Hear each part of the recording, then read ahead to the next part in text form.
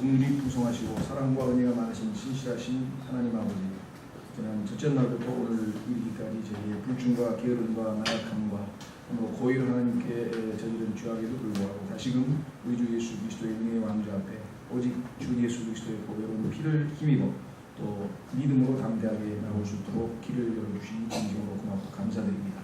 시간 먼저 주님의 보배로운 피로 저를 정결케 하시며 말씀의 물로 씻기셔서 우리가 산 희생물로 주 앞에 연락되도록 도우시기를 간절히 간구합니다.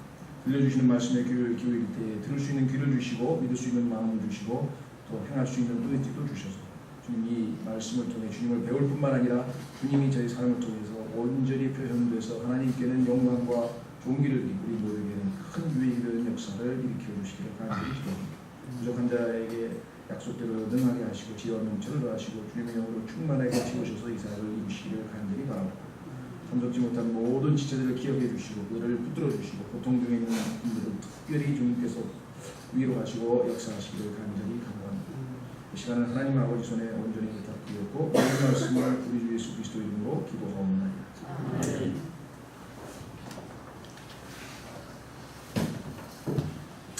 예, 오늘은 137절부터 차례라고 하는 희귀 철자 137절부터 144절까지 137절부터 144절까지 주제는 의로우신 하나님의 말씀과 영원하신 하나님의 말씀 두 가지가 주제로 되어 있습니다. 그래서 137절부터 141절까지는 의로우신 하나님의 말씀, 또 142절부터 나머지 144절까지는 영원하신 하나님의 말씀이라고 두 문단으로 나눠서 살펴볼 수 있을 것 같습니다. 한마디로 말씀드리면 하나님의 말씀은 의로우시고 영원하다. 하나님의 말씀은 의로우시고 영원하다. 이것이 오늘 137절부터 144절까지의 주신 주제의 말씀이 되겠습니다. 우선 137절부터 141절까지 먼저 보시면 오 주여 주는 의로우시고 주의 판단들은 곧바르며 주께서 명령하신 주의 증언들은 의롭고 심히 신실하나이다. 내 원수들이 주의 말씀들을 잊었으므로 내 열심히 나를 소멸시켰나이다. 주의 말씀은 심히 순수함으로 주의 종이 그것을 사랑하나이다. 나는 작고 멸시를 당하나 여전히 주의 훈계들을 믿지 아니하나이다. 첫 번째 137절에서 우리가 볼 수 있는 것은 하나님의 성품이죠. 하나님의 성품은 의로우시고 거룩하시고 사랑이 많으시고 은혜로우시고 오래 참으시고 출애굽기에서 하나님께서 자신을 출애굽기 34장에서 스스로 계시하셨죠. 그렇죠?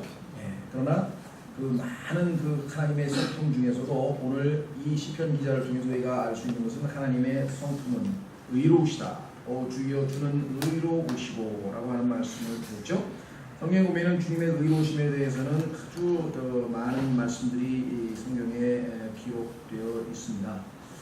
예를 들면 에스라 9장 15절을 보시면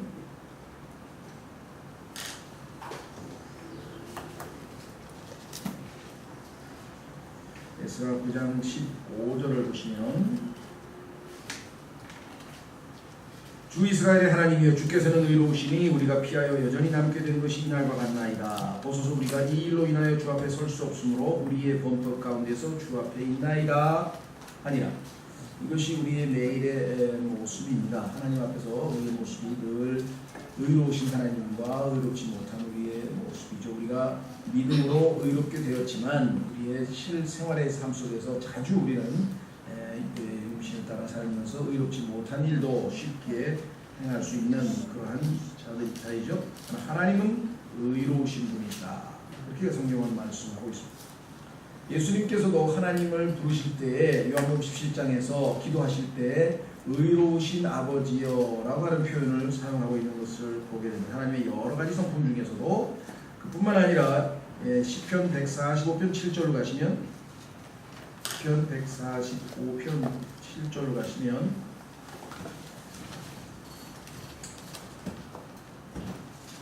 그들이 주의 큰 선하심을 기념하는 말을 풍성히 내며 주의 의로우심을 노래하리라. 주께서는 의로우시고 동정주의 많으시고 분노하기를 더디하시며 긍휼이 크시도다. 주의 말하는데 거기에 맨 앞에 주의 의로우심을 노래하리라. 하나님의 가장 크신 성품이 사랑인지 의로움인지 거룩함인지 우리가 단정 지을 수는 없고 그것이 단 하나로만 나타나지는 않으시겠지만 그러나 하나님의 가장 중요한 속성과 성품 중에 하나가 바로 하나님의 의죠. 얼마나 감사합니까? 온 우주를 다스리는 최고의 통치자가 올바르신 분이다. 틀린 분이 아니고 잘못된 부분이 아니고 올바르신 분이시다. 얼마나 감사한 일이에요. 그렇죠? 그러니까 우리가 정말 당연히 우리도 올바르게 바르게 행동해야 되는데도 불구하고 우리가 죄로 말미암아 의롭지 못한 상황에 놓이게 되었죠. 그런데 우리를 대신해서 이 땅에 오신 예수 그리스도는 어떤 분이십니다. 그분은 의로운 삶을 사셨다. 확인해 보겠습니다. 디모데전서 3장에 가시면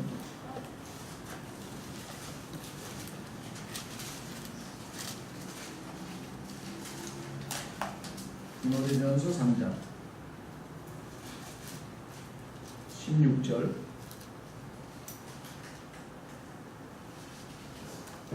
논쟁의 여지가 없이 하나님의 성품의 신비는 위대하도다. 하나님께서 육체 안에 나타나시고 성령 안에서 의롭게 되시고. 어떤 분들은 예수님께서 의롭게 되셨다 그러니까 그러면 예수님이 의롭지 않았는데 뭐 때문에 의롭게 됐냐? 우리가 죄인이었는데 믿음으로 말미암아 의롭게 됐다고 하는 그 용어 때문에 우리가 그와 같은 편견을 가질 수도 있죠. 성경에서 말씀하시는 의롭게 됐다고 하는 것은 예수 그리스도는 행위로 하나님 앞에 의롭게 되신 유일하신 분이세요. 33년 반 동안 이 땅에서 살았는데 단 한 번도 율법을 어긴 적이 없이 모두가 하나님의 뜻에 완전하게 살았기 때문에 성령님께서 지켜보시다가 의롭다고 판정을 받으신 분이시고, 그렇기 때문에 여러분과 저를 위해서 대속주가 되실 수 있죠. 우리를 대신할 수 있죠. 죄가 없으시니까. 그렇죠? 따라서 여기서 의롭게 됐다는 얘기는 사람들에 의해서 의롭다고 판정을 받았다라고 하는 뜻입니다. 야고보서에서도 바로 이와 같은 의미로 의롭게 사람들한테 우리가 의롭다 됐다는 표현이 있습니다. 죄인이었다가 믿음으로 의롭게 돼서 구원받았다고 하는 그 칭의라고 하는 교리에만 집착하지 마시고 성경에는 이와 같이 구원받은 이후에 우리의 삶도 사람들 앞에서 의롭다함을 얻어야 돼요. 저 사람 정말 예수 그리스도를 믿는데 행동이 의롭구나. 그게 여기 예수님께서 33년 반, 3년 특히 3년 반, 33년 반을 사시면서 사람들에게 얻으신 간증이죠. 그런데 오늘날 우리 그리스도인들이 과연 의롭으신 주님을 믿음으로 말미암아 의롭게 됐다고 하는데, 그래서 하나님의 은혜가 우리를 의롭게 살도록 가르치고 계신다고 하는데, 확인해 보겠습니다. 몇 장 더 넘기시면 디도서 2장. 디도서 2장으로 가면 여러분이 은혜 받았다고 하는 소리가 우리의 감정이 하나님의 사랑이 내 마음에 막 밀려오는구나, 은혜 받았다. 대한민국의 교회 다니는 분들은 거의 99%가 은혜 받았다고 하면 전부 그겁니다. 가서 위로를 받았다든가 아니면 마음이 좀 아주 막 감동이 왔다든가 이런 감정적인 요소에 많이 고소하지만, 성경에서 말씀하시는 의롭다라고 하는 것은, 은혜라고 하는 것은 우리를 가르치십니다. 자, 디도서 3장 11절 구원을 가져다 주시는 하나님의 은혜가 모든 사람에게 나타났습니다.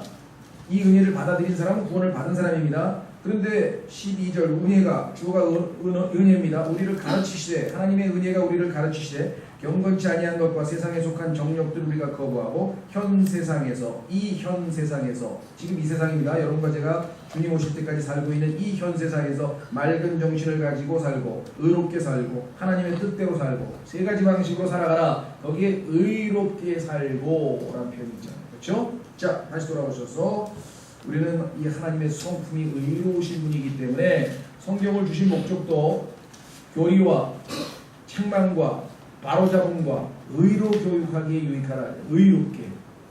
그렇죠? 따라서 영적으로 성숙한 사람들은 바른 일을 하셔야 돼요. 틀린 일을 하면 돼요. 잘못된 일을 하면 안 돼요. 옳은 일을 해야 돼요.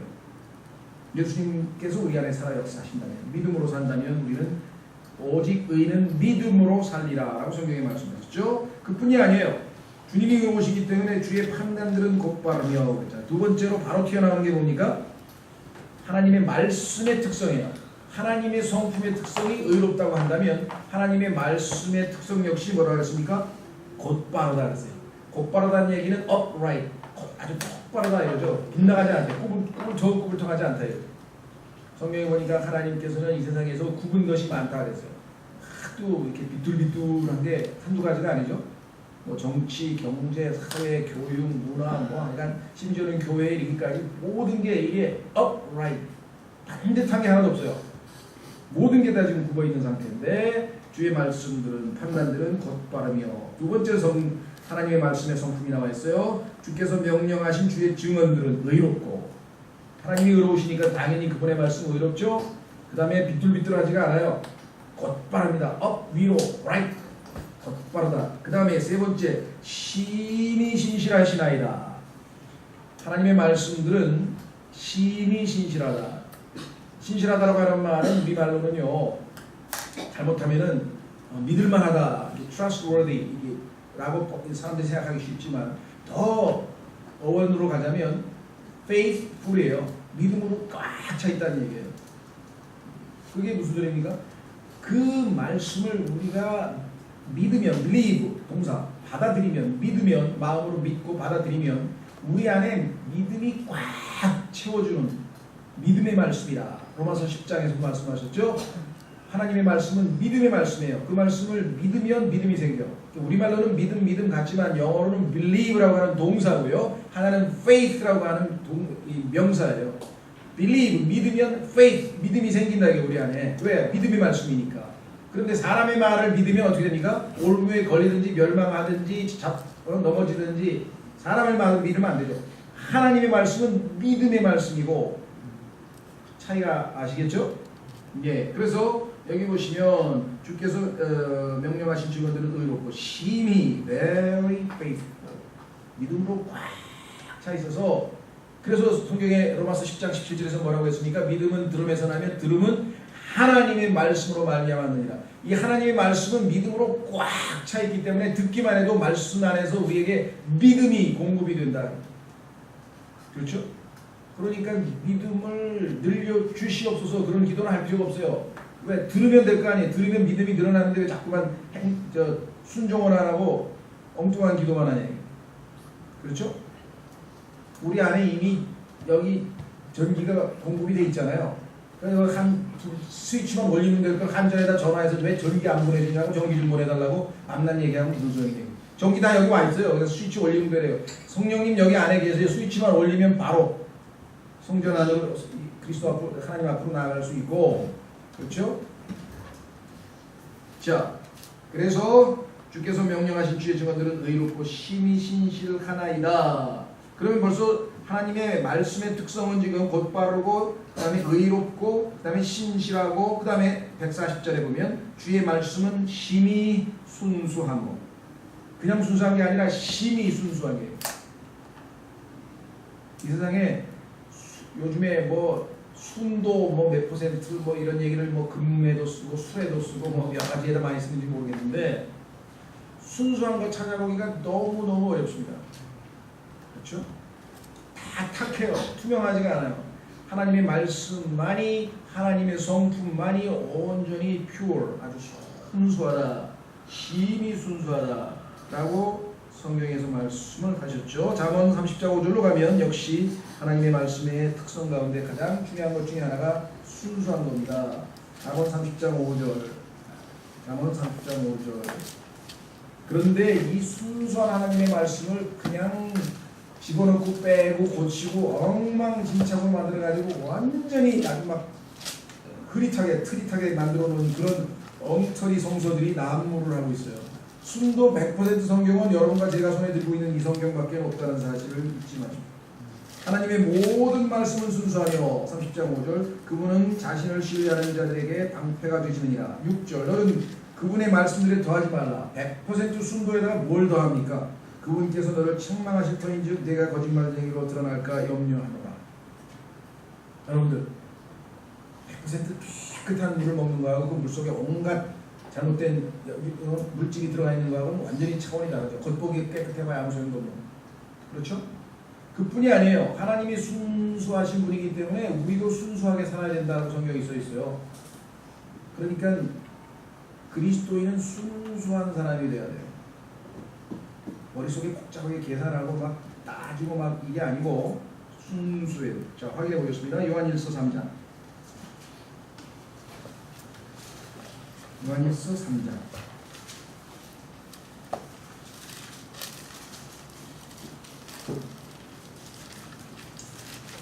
2절. 사랑하는 자들아, 이제 우리가 하나님의 아들들이니라. 우리가 앞으로 어떻게 될지는 아직 나타나지 아니하였으되 그분께서 나타나시면 우리가 그분과 같게 될 줄 아노니 이는 우리가 그분을 그분께서 계신 그대로 볼 것이기 때문이라. 주님을 뵙게 된 그날 우리도 예수님처럼 완벽한 성숙한 성품으로 신의 성품이 완전히 만개해서 피게 될 그날을 소망한다면 3절. 그분 안에서 이 소망을 가진 자마다 그분께서 순결, 여기는 순수 대신에 순결이라고 영어는 똑같은 단어입니다. pure, 순결하신 것 같이 자기도 순결하게 하느니라. 여러분과 제 마음을 하나님의 말씀으로 계속 씻어내면 순결해지는데 그 순결한 말씀을 더럽히려고 마귀가 막 온통 이 세상을 다 그냥 아주 휘젓고 있는 중이죠. 자, 그래서 우리는 다시 돌아옵니다. 그래서 하나님의 말씀의 성품까지 우리가 살펴봤죠. 하나님의 말씀이 순수하다는 성경 구절은 너무나 여기저기에 많이 있어요. 자, 그렇다면 이번에 살펴볼 것은 뭐냐? 하나님은 성품은 어떠하신가? 의로우시다.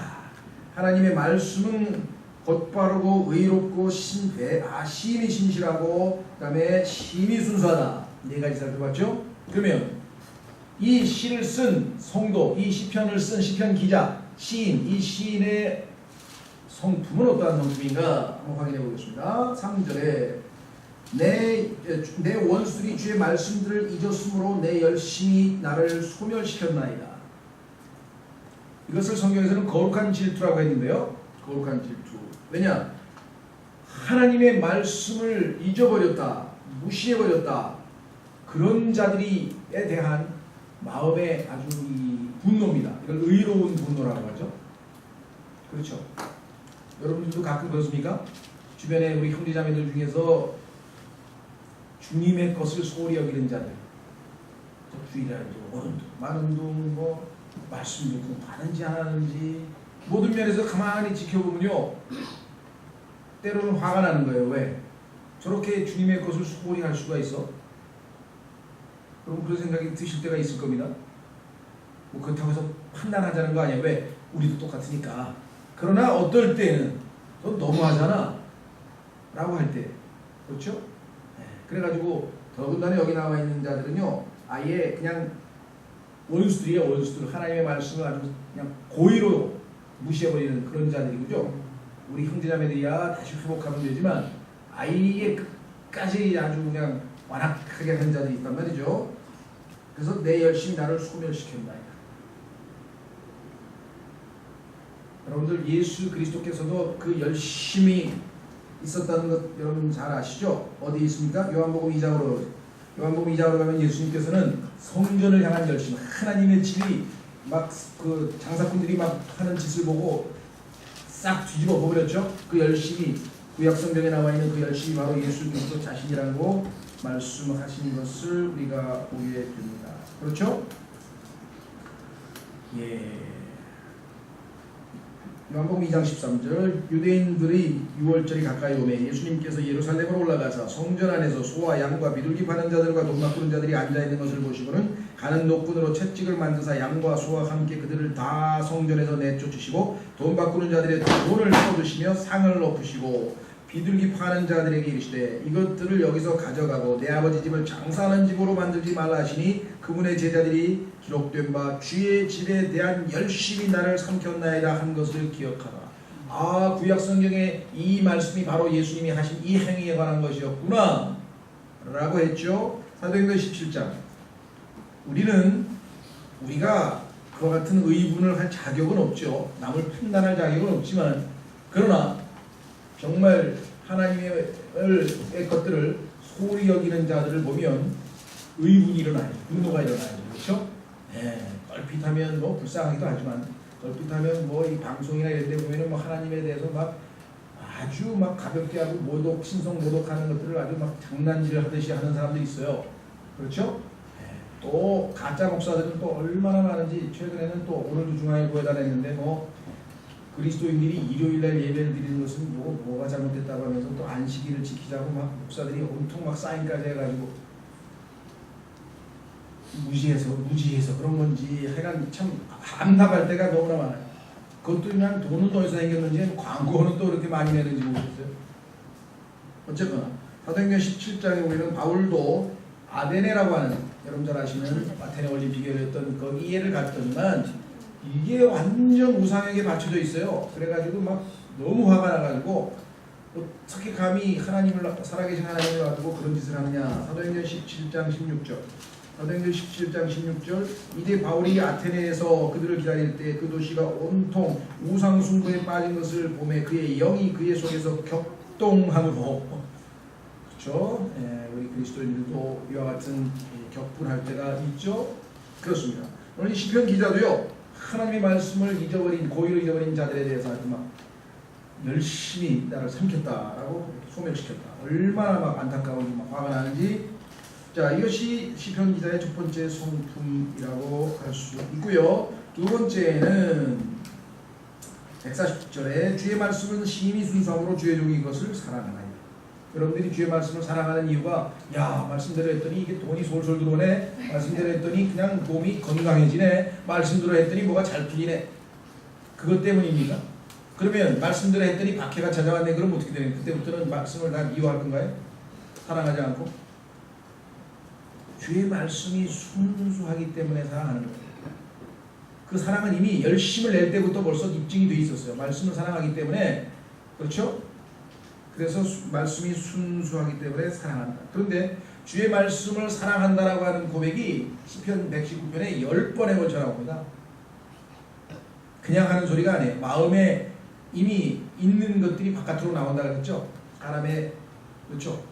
속에 있는 게 바깥으로 나온다 그랬잖아요. 내가 아는 한 목사님은 밤낮 나는 자기는 돈하고 상관없대. 그럼 얘기를 하지 말아야지. 밤낮 돈하고 상관없다는 얘기를 왜? 그래서 내가 아하 저건 돈을 굉장히 좋아하시는가 보구나. 그 속마음이 다 바깥으로 드러났잖아요. 그렇죠? 네. 처음에는 한두 번은 기존 교회들이 돈에 목사들이 눈에 어두워서 성경에 보니까 너희 지도자들아 너희는 달라 내게 달라 너는 달라 너희는 달라 성경에 써 있어요. 그러는 도다고 하나님이 야단치거든요. 특히 만약 달라는 게 이 영적 정치적 지도자들의 타락한 모습이라고 성경에서 하나님께서 꾸짖으셨거든요. 그러니까 나는 그런 짓을 안 한다 라고 한 번 하면 됐지 이게 뭐 또 하고 또 하고 또 하고 그러면 이게 달라는 소린가? 그렇죠. 자 어쨌거나 여기 보시면 나는 작고 어디요? 아니네. 사랑하나이다. 10번을 반복했어요. 얼마나 하나님의 말씀을 살아가면 자기 입에서 저절로 나오겠습니까? 그렇죠? 여러분 어떠세요? 저는 굉장한 용기가 있어야 이런 말을 할 것 같아요. 그렇죠? 사랑한다면 맨날 들여다보고 맨날 암송하고 그래야 되는데 그렇죠? 어떨 때는 막 3, 4일씩 성경도 안 피고 막 그러면 입으로만 사랑한다는 건 말이 돼요? 소위 말하면 여친이든 남친이든 막 하루에 전화를 2번, 3번, 문자를 5번, 6번, 막 카카오톡에 5번, 6번 그 정도로 하고도 사랑 한 해 만에 이러고 있는 판인데 여러분은 말씀을 얼마만큼 사랑해서 쉽게 얘기할 수 있는 거냐. 그렇죠? 자 그런데 여기 보니까 이 시편 기자가 이와 같이 그렇죠? 하나님의 말씀에 대한 사랑이 마음에 차면은요 놀랍게도 겸손해지는 거예요. 결과가 신기하죠? 141절 보세요. 나는 작고 멸시를 당하나. 나는 작고 멸시를 당하나. 겸손한 고백을 하죠. 에베소서 3장 8절도 찾지 마십시오. 시간이 없으니까. 나는 성도들 가운데 가장 작은 자보다도 못하다.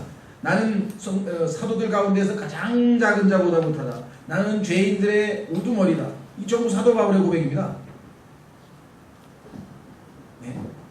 사도 바울이 괜히 남보다 그죠? 자기가 남보다 더 못하다, 남이 나보다 낫다 이렇게 생각하라고 하는 얘기는 그냥 해본 소리가 아니라 자신은 늘 그렇게 생각하고 살았어요. 그러니까 항상 나불은 성도들보다도 제일 꼬리에 마지막에 있는 자다. 나는 사도들 중에서도 제일 마지막에 있는 자다. 자보다도 못하다. 밤낮 그렇게 고백을 하죠. 나는 죄인들의 우두머리다. 그렇죠? 나는 작고 멸시를 당하나. 아마 이 그리스도인들 중에서는요 이런 것 때문에 시험당하는 분들이 있는 것 같아요. 나는 뭐 목사도 아니고 장로도 아니고 집사도 아니고 뭐 그렇다고 뭐 힘이 세서 청소를 잘해주는 것도 아니고 뭐 하는 게 있어야지 나는 뭐냐. 그래서 아주 자기 자신이 조금 정말 내가 이거 뭐 그리스도인으로서 나는 뭘 하나 뭘 기여하나 뭐 이렇게 생각하시는 분들이 있는데요. 전혀 오해입니다. 부모에게는 자식이 있는 것 자체가 기쁨이에요. 예수 그리스도를 믿고 여러분들이 목숨 살아있고 하나님을 사랑하고 말씀을 읽고 그 자체가 이미 하나님께서 물론 우리에게 은사를 주셨기 때문에 그 은사를 통해서 주님의 몸된 교회를 위해서 뭔가를 하면 되는데 영적으로 성숙하면 다 하게 돼 있어요. 먹고 자고 한 5년 해보세요. 그럼 기회 댕기면서 가끔 심부름도 하고요. 한 10년 해보세요. 이제는 뭐 막 좀 청소도 하려고 그러고 20년 돼보세요. 뭔가 한다고요. 그러니까 서둘 것도 없고. 자, 나는 자꾸 멸시를 당하나 여전히 주의 훈계들을 잊지 아니하나이다. 139절에는요. 내 원수들이 주의 말씀들을 잊었으므로. 잊어버리는 사람하고 잊지 않는 사람하고. 설교도 똑같아. 설교를 들었는데 잊어버리는 사람하고 잊지 않는 사람하고. 성경도 마찬가지. 읽었는데 잊어버리는 사람하고 잊어버리지 않는 사람하고. 누가 주님을 사랑하는 사람인가 한번 생각해 보십시오. 야고보서 1장으로 가보세요. 야고보서 1장.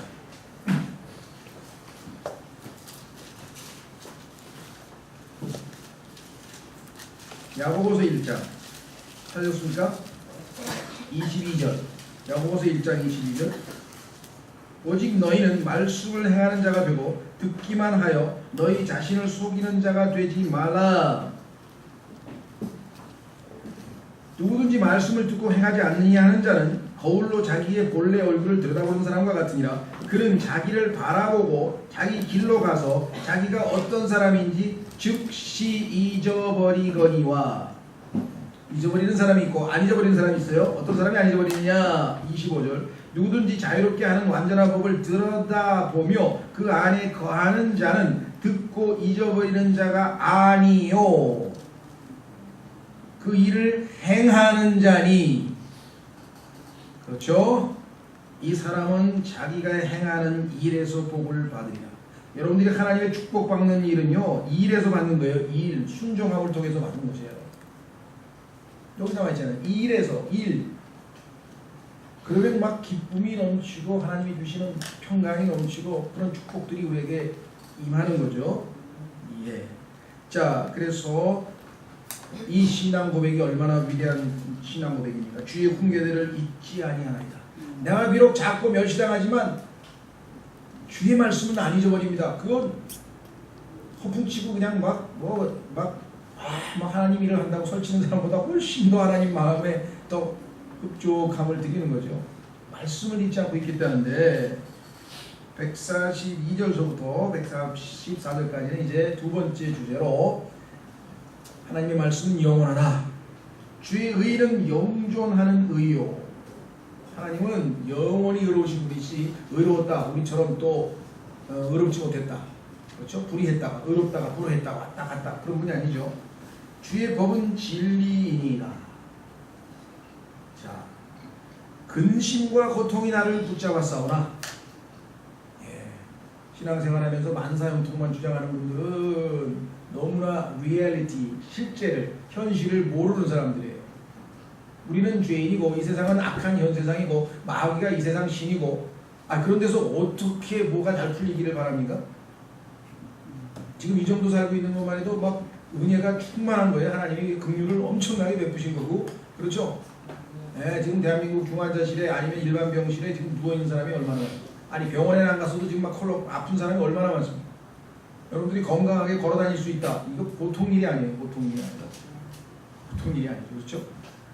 이렇게 불량식품이 많고 이렇게 더러운 공기에다가 이렇게 뭔가 정말 음식도 그냥 막 잘못된 것들이 막 타락하고 막 오염되고 막 방사선은 막 쬐고 그다음에 뭐 빙하는 녹아내리고 태풍은 몰아치고 다 망가진 이 지구에 살면서 그나마 이렇게 사는 건 이건 하나님의 전적인 붙들고 그렇죠? 자, 근심과 고통이 나를 붙잡았사오나 모든 사람이 구원을 받았든 안 받았든 똑같이 임하는 죄인의 모습입니다. 주의 명령들은 나의 기쁨이니이다. 왜 그럴까요? 142절에서 뭐라 그랬어요? 주의 의는 영존하는 의이고 주의 법은 진리면. 자, 아까 하나님이 의로우시기 때문에 하나님의 말씀도 의로워요. 하나님은 영원하시면 하나님의 말씀도 영원합니다. 그렇죠? 그런데 근심과 고통은 영원할까요? 근심과 고통은 영존하지 않습니다. 거기서 기쁨이 있는 거예요. 이건 지나가는 거예요. 잠시면 지나가는 거예요. 그러나 주의 명령들은 영원해. 그렇기 때문에 나의 기쁨이니이다. 무한하게 기쁨과 아주 소생함과 힘과 모든 걸 제공해 줄 수 있는 말씀이 나에게 있잖아요. 의로우신 말씀이 있고 영원하신 말씀이 내게 있는데 근심과 고통은 잠시 있으면 지나가는 건데 그것은 영존하는 것이 아닌데 그 말씀이 우리 마음에 확고하게 밀려오는 순간 우리는 뭐예요? 마음의 평강을 되찾는 것이죠. 그래서 뭐라고 고백합니까? 144절 주의 증언들의 의는 영존하오니. 다시 한번 강조하는 거야. 근심과 고통은 영존하는 것이 아니야. 일시적인 거야. 그러나 주의 증언들의 의는 영존하오니. 네, 마지막이 딱 한 번 기도합니다. 이 시편 137절부터 144절의 마지막으로 마지막 딱 한 번 기도가 뭐냐? 내게 명철을 주사. 다시 말하면 나로 하여금 깨닫게 하옵소서. 뭘? 근심과 고통과 나약함과 모든 것들은 다 일시적이지만 하나님의 말씀은 의롭고 영원하오니 이것을 깨닫게 해 주옵소서. 그리하면 내가 살겠습니다. 그렇죠? 소생하고 살 수 있다 이거야. 하루하루 살아갈 수 있다 이 말이야. 무슨 말이 이해가 되셨어요? 내게 명철을 주사 내게 살게 하소서. 조금 더 지경을 하면 내게 명철을 주소서. 그리하면 내가 살리이다. 엔드를 조금 살렸으면 하는데 뭐 번역 잘못했다는 얘기는 아닙니다. 이제 보통 우리가 그리하면이라고 하는 말을 보통 넣고 얘기를 하니까 이거는 한 문장으로 이제 붙였었기 때문에 아마 시적인 감각을 살리기 위해서 하신 것 같아요. 어쨌거나 의미를 말씀드리면 나를 기도는 하나예요. 내게 명철을 주시옵소서. 나를 깨닫게 하여 주시옵소서. 예수님께서도 누차 제자들에게 말했죠. 어찌하여 너희가 깨닫지 못하느냐? 깨달았느냐? 깨달았느냐? 깨달았느냐? 깨달으면요 즉시 힘이 생기는 거예요. 왜? 근심과 고통은 영원치 않지만 주의 말씀은 영원한데 내가 그것을 기뻐한다면 주의 기쁨은 뭐라고요?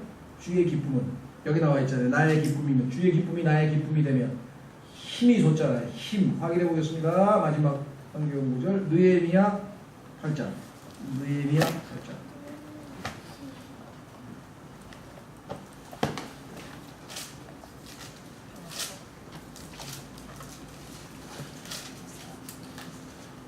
찾으셨습니까? 느헤미야 8장.